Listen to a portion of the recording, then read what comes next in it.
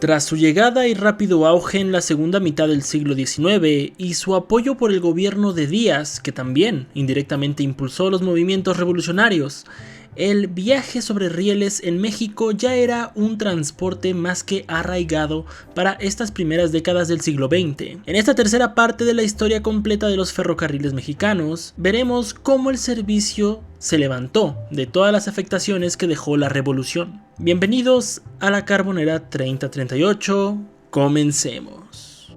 La llegada de Venustiano Carranza al poder generó con el paso del tiempo bastantes descontentos. La revuelta iniciada por el Plan de Agua Prieta en abril de 1920 hizo que días después Carranza planeara una huida, cosa que finalmente se decidió el 6 de mayo, para abandonar la Ciudad de México, acordando con el coronel Paulino Fontes, que era el director general de Ferrocarriles Nacionales, que preparara la cantidad de convoys necesarios para transportar todo el gobierno y sus riquezas e instaurarse en el puerto de Veracruz, comenzando la famosa historia del Tren Dorado. En la madrugada de ya el 7 de mayo, se estaba haciendo la carga de vagones. Sucedió algo bastante curioso, y es que no solo soldados, sino maquinistas y conductores desertaban y dejaban el bando de Venustiano. Por un lado, esto significó pérdidas en la parte de protección para escoltar el tren, y se tuvo que capacitar intensivamente a garroteros y fogoneros para iniciar la arriesgada maniobra en las locomotoras. Múltiples trenes salieron, no solo uno, ya que se tienen registros de preparativos no solo en la terminal de Buenavista, sino igual en la estación Colonia, y parece ser que el convoy en el que venía el presidente era la de Buenavista. Y las revueltas de los sonorenses llegaron a un primer gran momento en ese mismo 7 de mayo, cuando los trenes y el movimiento en conjunto del Tren Dorado ya habían partido. A mediodía, el tren que llevaba a Carranza ya había llegado a la estación de Teotihuacán, en el Estado de México, pero otro de los convoyes estaba en la villa Ciudad de México, cuando sucedió lo que coloquialmente se conoce como el incidente de la máquina loca, cuando una locomotora a toda velocidad llegó a colisionar con los vagones traseros del tren que estaba en el andén, resultando con 200 personas que perdieron la vida. Y hasta donde se sabe, hicieron mal sus cálculos los sonorenses rebeldes, y pues este tren era un tren normal, no era del convoy presidencial. Entonces 200 personas inocentes perdieron la vida. Pero los trenes que llegaron a Teotihuacán tras un breve enfrentamiento con los locales lograron partir sin ningún problema, para esperar el apoyo de Cándido Aguilar en Veracruz una vez que lleguen a instaurar el gobierno allá. Después llegarían a Otumba, donde se dice que fue un enfrentamiento totalmente sanguinario contra en su mayoría gente local de Otumba, no rebeldes. El pueblo estaba confundido y estaban convencidos que la razón de elegir el puerto de Veracruz era para poder escaparse con las riquezas. Personas que solo buscaban respuestas fueron un rival bastante fácil para las tropas fieles del presidente.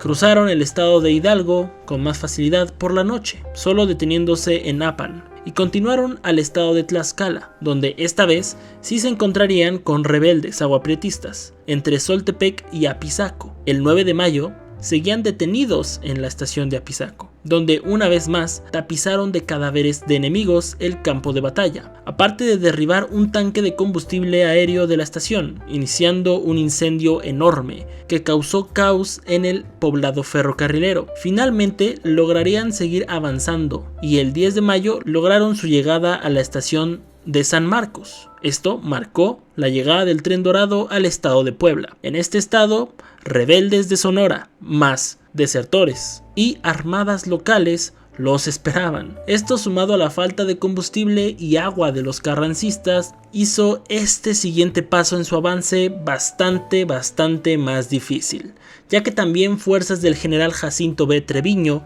salieron de la capital a sumarse a esta persecución. Al amanecer del 11 de mayo, en las cercanías de la estación de Rinconada, recibieron 2 ataques que fueron rechazados correctamente por los cadetes del heroico colegio militar, pero la falta de combustible hizo que varios vagones se tuvieran que dejar atrás, rumbo a Aljibes, con un Carranza inmutable frente a las hostilidades que continuaron el 12 de mayo también, cuando partían de Rinconada rumbo a Aljibes, como dije anteriormente, y ya se sabían de daños en las vías más adelante, causados por los aguaprietistas, atrasándolos un día más. El 13 de mayo, cuando se repararon los caminos de hierro, pudieron continuar. El 14 de mayo se cansaron de las austeridades y finalmente se rendirían en seguir el viaje en tren. Carranza, algunos soldados y secretarios importantes del gobierno huyeron del tren a pie y a caballo con lo que pudieron del botín, mientras obregonistas, aguaprietistas y locales de Aljibes saqueaban y se hacían de los vagones. La locura llegó a tal punto que quisieron destruirlo todo, hablando de locomotoras y convoyes. Afortunadamente, parte de los ferrocarrileros que abandonaron a Carranza y estaban presentes en el lugar lo lograron evitar. Y sabemos que Carranza no tuvo un buen final cuando, los aguaprietistas finalmente lo acorralan el 21 de mayo de 1920 en Tlaxcalantongo. Y digamos que la forma en que perdió la vida no fue muy grata. La deuda externa del país se alzaba con 439.7 millones de dólares, de los cuales 138.5 eran por concepto de obligaciones ferroviarias. La deuda no sería atendida por la violencia desmedida que vivía el país, pero para la década de los 20 ya era exigencia directa de los estadounidenses y países europeos el dar finalmente los pagos al adeudo que llevaba bastante tiempo pendiente. El presidente Álvaro Obregón mostró interés en aclarar las cosas tras problemas como una situación con el sector obrero petrolero y su terrible idea de alzar impuestos a la exportación de petróleo a empresas americanas, que claramente no sucedió, con presiones de los gringos que llegaron a su pico más alto cuando los Marines se presentaron intimidantemente en el puerto de Tampico. Aparte de tranquilizar al pueblo, el que Estados Unidos reconociera al gobierno de Obregón como un mandato justo, propio y derecho, también limpiaría su imagen. Así encontró la forma de conseguir recursos para administrar y fomentar la inversión en ferrocarriles y la agricultura. Esto antes mencionado no se logró como ellos tenían planeado, ya que cuando fue el secretario de Hacienda Adolfo de la Huerta a Nueva York, le dieron bastantes largas al asunto y nunca se cerró el acuerdo como tal, y finalmente México tuvo que aceptar las condiciones del extranjero y pagar la deuda tal cual como estaba, más los intereses sumados del tiempo que dejó de pagarse. Así que el 2 de enero de 1923 se declaró en el convenio de la Huerta-Lamont que el monto serían 1.415.7 millones de dólares. 34.6% de esta deuda correspondía a los ferrocarriles. Así que unas medidas que se tomaron fue el entregar a los americanos los ferrocarriles de carácter privado, lo más cercano a como estaban antes de la revolución. Tiempo después, de la Huerta se lanzaría contra Obregón al elegir a Plutarco Elías Calles como candidato a la presidencia. El nuevo secretario de Hacienda, Pani, encontró 30 millones faltantes de cuando estaba su predecesor, ya que parecía que tramaba una revuelta. Pani, el nuevo secretario, trató de dejar las cosas en orden antes de irse del puesto, reduciendo los montos en cada pago de la deuda. Como resultado de la idea de los impuestos banqueros al petróleo, se impuso en 1925 que la nación tendría el poder sobre los mantos petroleros del territorio mexicano, y el siguiente paso era el evaluar los daños que la revolución dejó en nuestros ferrocarriles, para generar comisiones en reparaciones y reorganizar tanto la administración como toda la estructura tarifaria. En 1926 se reanudó el pago regular de la deuda. Igual en este año fueron devueltas las líneas de ferrocarriles nacionales con dificultades económicas en materia de vía férrea, ya que el enfrentamiento de la rebelión de la huertista entre diciembre de 1923 y marzo de 1924, ¿dónde creen que sucedió? Sí, al pie de la vía del ferrocarril México-Veracruz. Una vez más, el puerto parecía una buena opción B si no resultaba su primer plan y ya saben, pelarse. Por lo que al acabar este enfrentamiento, con el exilio de la Huerta, se gastaron 60 millones de pesos en reparaciones de este histórico ferrocarril. Esto junto al inicio de más pagos a la deuda externa, donde de los primeros 10.7 millones, 2.7 fueron de la deuda ferrocarrilera. En 1928 se depositaron 11 millones y así sucesivamente sería el modelo. Lo malo es que en 1928, por la baja producción petrolera, inició una depresión económica en el país. Una vez más, el pago se complicó.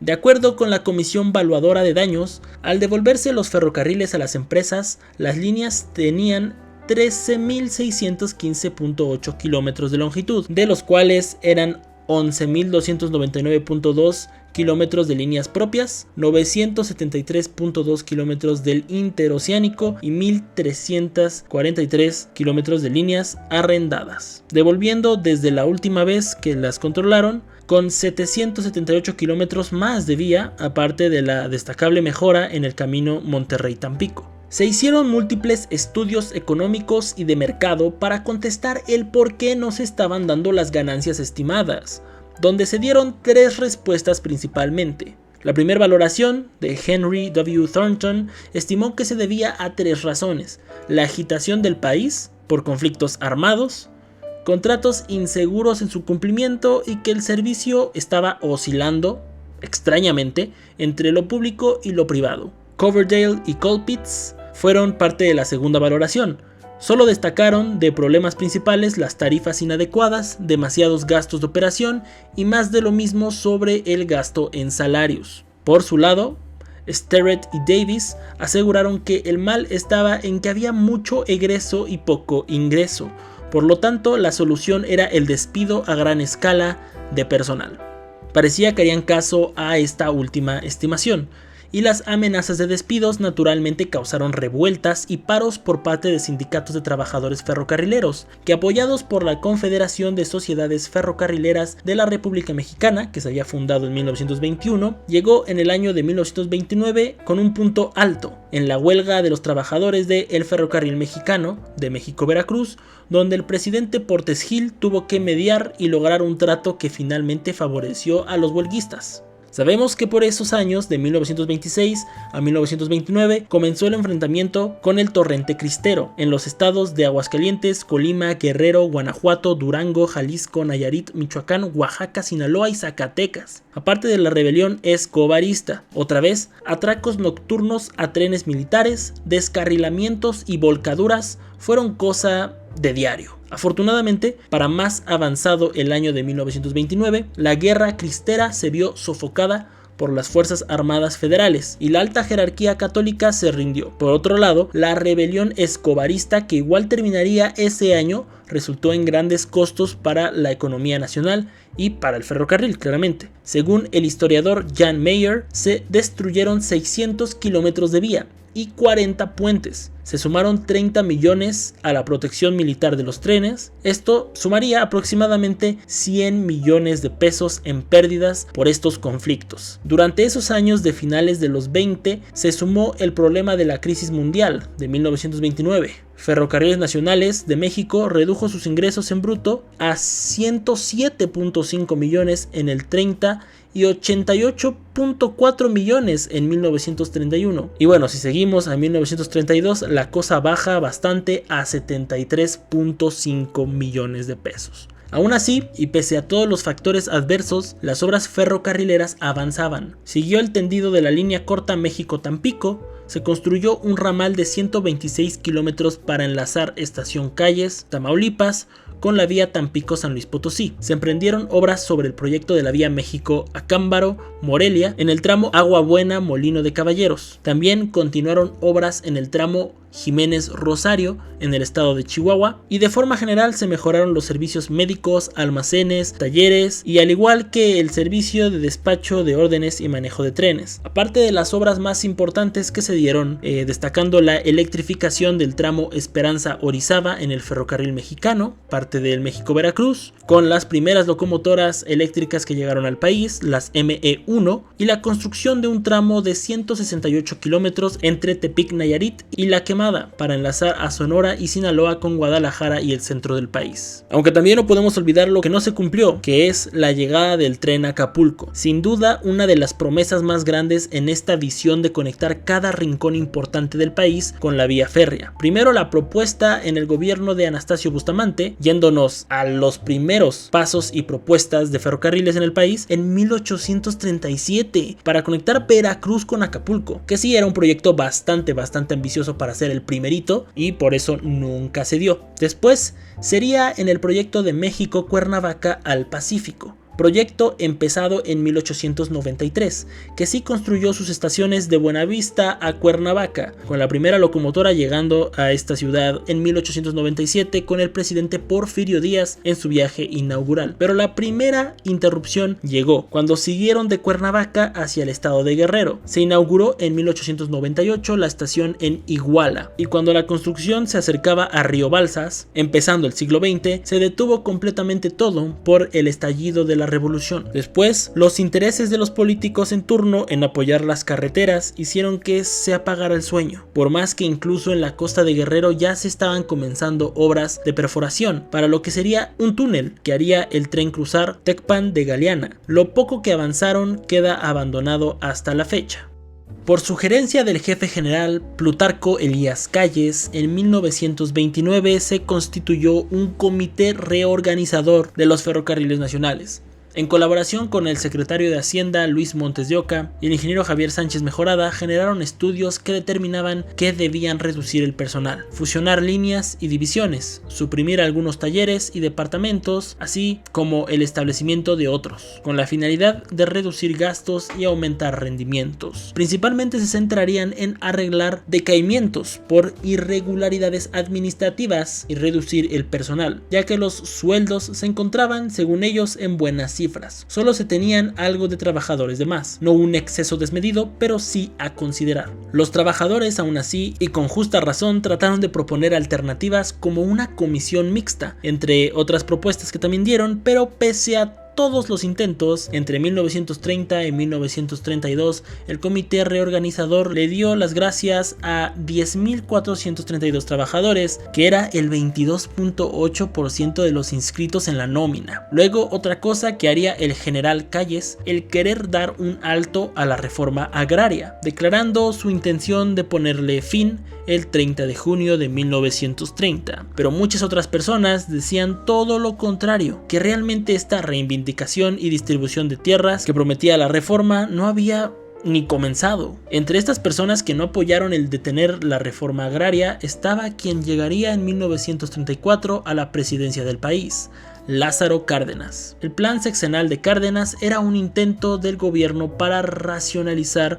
las tareas públicas y de ponerlas al servicio de una concepción social de desarrollo. El general realizó gran parte de su gira de campaña electoral a bordo del tren. Cuando llegó al poder, se empezó una importante inversión en ferrocarriles. Muchos dicen que esto fue gracias a su gira y ver los problemas que tenía el servicio de primera mano. Su gobierno pretendió rápidamente integrar todo nuestro territorio mediante la red ferrocarrilera. En el primer año de su mandato ordenó la creación de la empresa Líneas Férreas de México S.A. para construir, adquirir y explotar directa o indirectamente toda clase de líneas férreas, accesorios y equipos ferroviarios, quedando a cargo como gerente el ingeniero Ángel Peinbert. El gobierno federal tenía en esta empresa una participación de las 2/3 partes del capital social. Además, aportó a la empresa la propiedad de los ferrocarriles nacionales de Tehuantepec, el Veracruz Alvarado y el Huile San Juan Evangelista, que hacían un total de 496.9 kilómetros de vía. Otro paso fue la creación de la Dirección General de Construcción de Ferrocarriles, para encargarse de todas las vías nuevas por establecer. Pero pese a todos los esfuerzos que se hacían para superar las deficiencias de operación,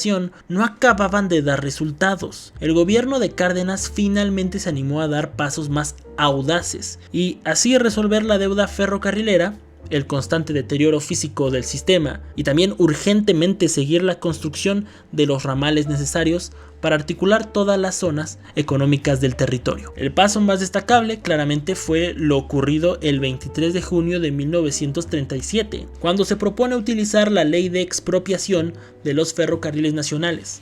Ese mismo día se giró el acuerdo a la Secretaría de Gobernación para reformar la ley de secretarías y departamentos, creando así el Departamento Autónomo de los Ferrocarriles Nacionales de México. Según las anotaciones del presidente Cárdenas tras la reunión del gabinete, menciona: libres las líneas de intervención de intereses extranjeros, el gobierno podrá mejorarlas, ya administrándolas como empresas descentralizadas, poniéndolas en manos de los trabajadores mediante la aceptación de condiciones que garanticen la eficiencia del servicio, el desarrollo de nuevas líneas y el pago de la deuda ferrocarrilera. Es propósito del gobierno nacionalizar también el resto de las líneas como el Sud-Pacífico, el Mexicano y el Interoceánico. La Cámara de Senadores apoyó la expropiación ferroviaria. Asimismo, exhortaron al presidente a que se afrontara la nacionalización de las industrias del petróleo y la energía eléctrica.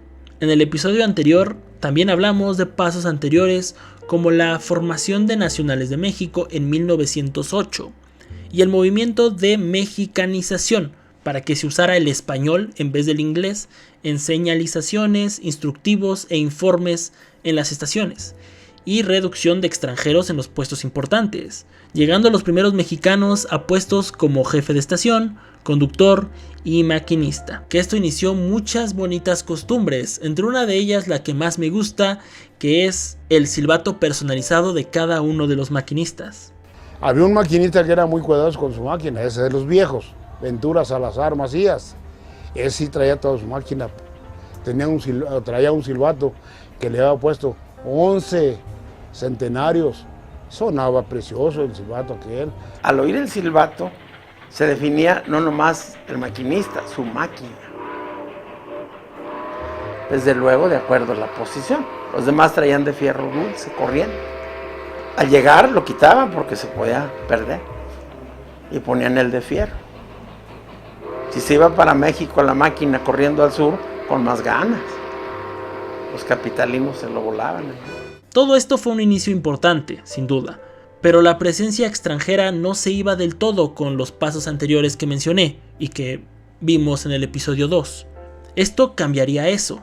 Marcó un punto de inflexión en la historia del país, integrando la red completa como propiedad estatal y un instrumento fundamental para el desarrollo económico y social, aparte de la posibilidad de que los trabajadores de Nacionales de México se hicieran cargo de sus administraciones, por lo que rápidamente los ferrocarrileros se manifestaron a favor. El expresidente Elías Calles se lanzó en contra, con declaraciones que tachaban las decisiones de Cárdenas como bolcheviques o de comunismo mexicano. Cárdenas no estaba enemistado con el capitalismo, pero sí simpatizaba con un modelo que permitiera un mejor reparto de riquezas y administraciones. Los trabajos en obras ferroviarias siguieron, con la línea Calzoncin-Apatzingán, terminada en 1942, las vías Sonora-Baja California, que fueron terminadas hasta 1947, y Allende-Campeche, concluida en 1949. 3 años después, pasada la administración sindical, la situación había empeorado y de hecho alcanzaba niveles bastante alarmantes. Para empezar, los obreros recibieron la empresa en pésimas condiciones. Había exceso de personal y abusos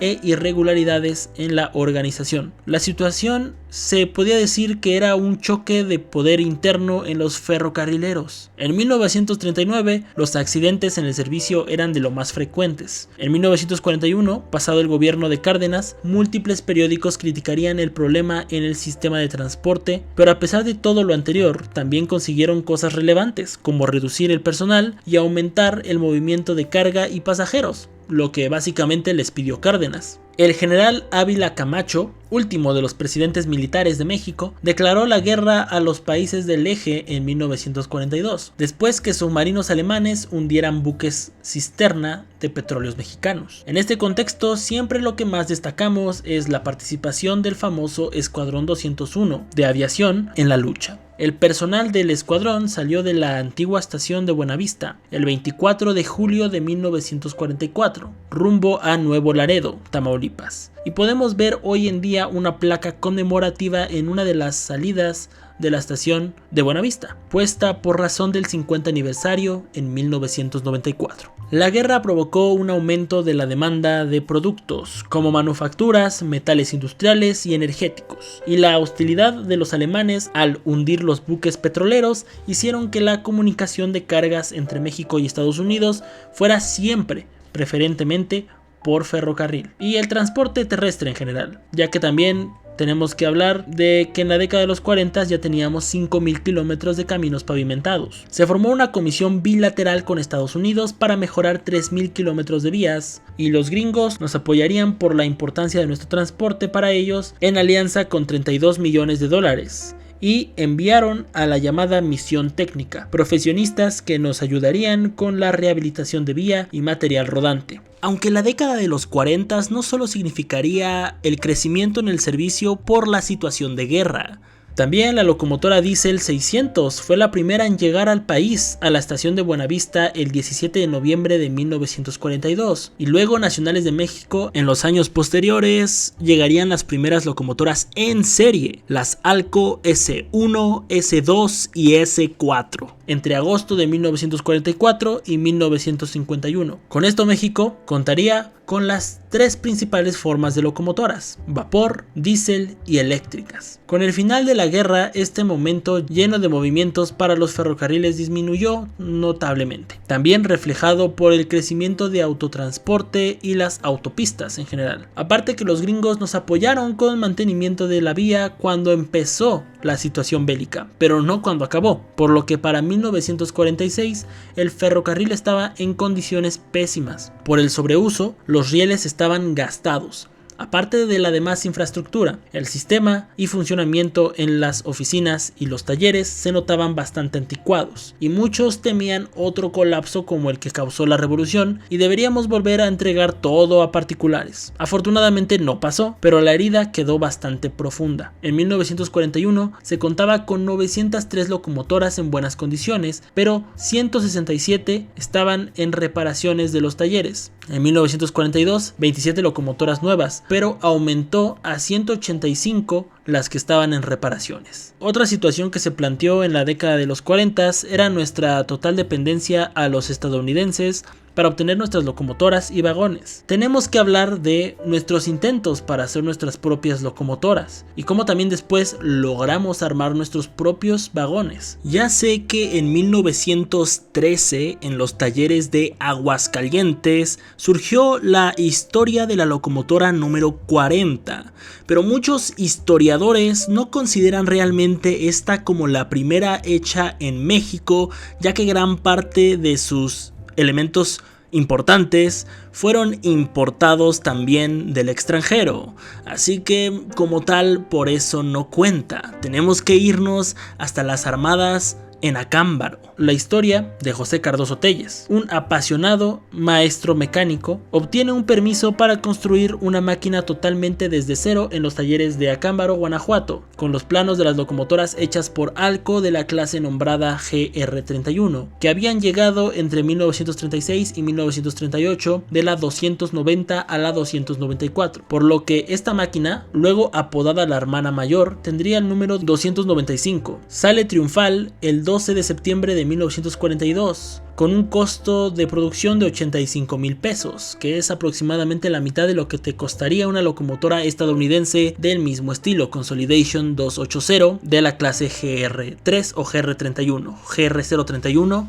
cuando eran de vía estrecha, y luego nombradas GR3 con la estandarización. Luego seguiría la segunda locomotora, igual hecha en Acámbaro, la 296, apodada La Fidelita, en honor a la hija del gerente de Nacionales de México, que había fallecido unos días antes de la inauguración con esta locomotora, que hizo su triunfal debut el 10 de junio de 1944. Luego, con la estandarización, como dije anteriormente, había ancha, la 295 pasó a ser la 901 y la 296 pasó a ser la 907. Y según seguimiento de amigos del ferrocarril de Acámbaro, no podemos dar por hecho que la 295 está perdida, ya que existieron medios estadounidenses que dicen que la 901 fue adquirida de Oaxaca a un tren escénico en Colorado, pero faltaría confirmar más de esta información. Y la 296, qué bueno. Luego fue la 907. Se encontró en Cañitas de Felipe Pescador y está conservada hasta la fecha en Acámbaro, en la estación donde actualmente también es un museo de ferrocarril. Por más que mismos técnicos estadounidenses inspeccionaron minuciosamente cada una de estas máquinas para confirmar que la patente en los planos fue hecha correctamente y que sí pasaron las pruebas, con el tiempo las empresas manufactureras de Estados Unidos no les pareció y nos quitaron el permiso de patente. Así se canceló el proyecto de una tercera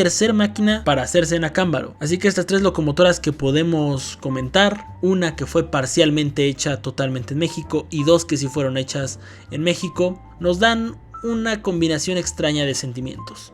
Por un lado, nos da felicidad el saber que México fue capaz de hacer locomotoras a vapor por su cuenta, pero por otro lado nos da un sabor amargo al poder ser antecedente de México como un productor de locomotoras en serie, pero fue otro sueño que nos apagarían y tardaría mucho en resurgir con las diésel. Esta dependencia con los americanos, entre otros problemas que iban arrastrando tiempo atrás, hizo que el gobierno de Ávila Camacho planteara como un hecho que la nacionalización de Cárdenas no lo fue totalmente. En 1946 las últimas locomotoras a vapor en México fueron compradas, 2 Baldwin 440 para Unidos de Yucatán con los números 80 y 81 y las muy comentadas Niágaras de Nacionales de México, 32 locomotoras tipo 484, 16 hechas por Alco y 16 hechas por Baldwin. Estas serían las últimas locomotoras que llegarían como novedad a los ferrocarriles aquí en México. Entre 1946 y 1947 comenzó un programa de rehabilitación de los ferrocarriles mediante un subsidio del gobierno por 53 millones de pesos, más créditos externos del Banco de Exportaciones e Importaciones de los Estados Unidos por 92,1 millones y mediante recursos propios de ferrocarriles 335,6 millones más 2,1 millones en venta de chatarra. Para 1948 se ordenó un nuevo estudio de los ferrocarriles y el resultado fue desfavorable y principalmente para los trabajadores, ya que se planteaban reajustes de personal y salarios ante la reacción de los trabajadores, formando un frente sindical para exigir garantías. La cosa no acabó bien y obviamente luego llegaría la que fue más importante, la marcha y movimiento ferrocarrilero de 1958 a 1959, que eso va a ser con lo que iniciaremos el siguiente video, porque este video solo vamos a llegar a inicios de los 50s.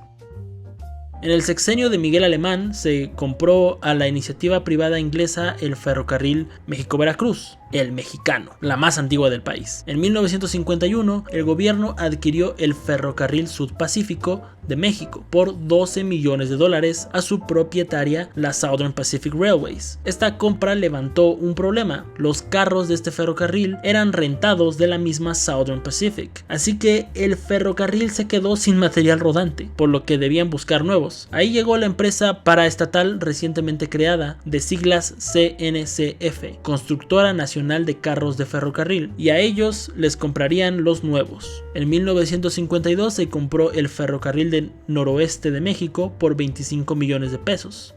De igual manera que el interoceánico por 2,5 millones de dólares para integrarlo al sistema de nacionales de México. Para estos primeros años de los 50s, la construcción de dos líneas más destacó, la México-Tuxpan y Durango-Mazatlán. Ya estaban casi terminadas tras su inicio en 1948. Parecía que finalmente esta reorganización iba más en serio. El gobierno decía que antes de dar prioridad a aumentar la red carretera, se debía concluir y modernizar correctamente la red férrea. Para mediados de los 50s ya existían 10 administraciones ferroviarias, con personalidad jurídica propia y diversos regímenes legales. La primera, obviamente, Nacionales de México, con 16.859 kilómetros y representaba el 71,4% de la red férrea total del país. Se gobernaban como una organización pública descentralizada, con todos sus ramales, por mencionarlos rápidamente, de la capital a Guadalajara, Nuevo Laredo, Veracruz, Querétaro, Pachuca, Aguascalientes, Uruapan, Oaxaca y Ciudad Juárez. También recordemos que a partir de 1948, en colaboración con Missouri Pacific, existió el servicio Ciudad de México, San Antonio, Texas, el servicio conocido como el Águila Azteca. Aparte de otros ramales como Zacatecas Durango, Saltillo Ciudad Frontera, Guadalajara Manzanillo, Chihuahua Ciudad Juárez, el Transísmico, Coatzacoalcos a Salina Cruz y las líneas de vía angosta con el interoceánico. De México Veracruz, Veracruz Jalapa, San Martín Texmelucan a Puebla y lo que era el ferrocarril de Morelos, México a Cuautla y Puente de Ixtla, parte de otros ramales como el Oriental Teciutlán. El ferrocarril del Pacífico sería el segundo, con 2.573 kilómetros, siendo fusión del ferrocarril de Sonora y el ferrocarril Cananea, Río Yaqui y Pacífico, con las líneas de México-Irapuato, Paso del Norte, Irapuato-Guadalajara y Guaymas a Guadalajara, por decir algunos, siendo sociedad anónima de capital variable, al igual que las dos siguientes que mencionaremos. Chihuahua al Pacífico, con 1.665 kilómetros de vía, con ramales como Topolobampo, San Pedro, Chihuahua Krill, Chihuahua Ojinaga y Los Mochis. Unidos de Yucatán con 674 kilómetros de vía con las líneas Mérida Progreso, Progreso Izamal, Mérida Valladolid, Mérida Peto y Mérida Campeche. Luego vamos con el ferrocarril del sureste con sus 815 kilómetros, cruzando los estados de Veracruz, Tabasco, Chiapas, Campeche, Yucatán y Quintana Roo, para juntar el ferrocarril Unidos de Yucatán con el resto de las vías del país. El Sonora y Baja California sería el siguiente, con 601 kilómetros que corrían de Benjamín Hill en Sonora hasta Mexicali, Baja California. El séptimo que comentaremos es el Coahuila y Zacatecas, que tenían 286 kilómetros. Y bueno, no cabe decir qué dos estados conectaban, porque lo dice el nombre del ferrocarril. Ahora entramos con ferrocarriles como el ferrocarril de Nacosari con 134 kilómetros, el ferrocarril Tijuana a Tecate con 77 kilómetros y finalmente el ferrocarril occidental de México con 35 kilómetros que conectaba Culiacán con Altata. Si se dan cuenta, las últimas tres empresas que mencionamos son las de carácter privado. En esta ocasión los ferrocarriles privados apenas con 246 kilómetros juntaban el 1% de la red total. Esto ya sonaba como una verdadera nacionalización, pero tristemente un poco más de un lustro duró la tendencia positiva de esta audaz decisión. Pero eso queda para el próximo video. Y bueno, hermanitos, muchísimas gracias por ver el video del día de hoy. Espero que les haya gustado. No olviden suscribirse, darle a like, compartir y comentar para que el canal siga creciendo. Sigan nuestra página de Facebook y si quieren contenido extra profundizado, aparte de ver los videos antes de ser publicados, pueden unirse en membresía aquí al canal. Links abajo en la descripción. Y si este es el primer video que ves, te invito a entrar a ver los más de 120 videos que están aquí aparte del que saldrá al final de este video para que los vayan a checar. Yo los quiero mucho y nos vemos hasta la siguiente. Adiós.